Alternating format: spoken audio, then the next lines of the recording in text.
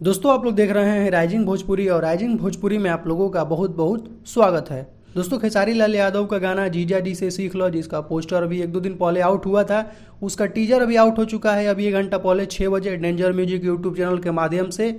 बाकी इस गाने का फुल वीडियो को कल सुबह 6 बजे रिलीज किया जाएगा। नए चैनल के माध्यम से ये गाना रिलीज हो रहा है, तो कल आप लोग इस गाने के लिए एकदम तैयार रहिएगा।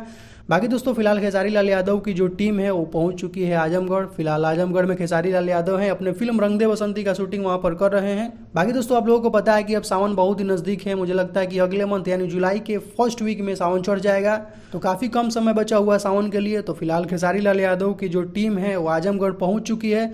अब खेसारी लाल यादव के जो भी बोलबम के गाने हैं वहाँ रिकॉर्डिंग कंप्लीट होंगे, वीडियो शूटिंग होंगे। 1-2 दिन के अंदर जो भी आप लोगों को अपडेट सामने निकल कर आएगा वीडियो के जरिए आप लोगों को पता लग जाएगा।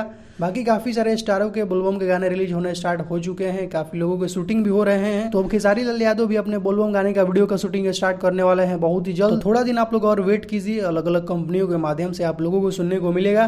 तो कुछ यही अपडेट है दोस्तों अभी का। तो इस वीडियो में सिर्फ इतना ही, मिलते हैं नेक्स्ट वीडियो में। Thank you so much.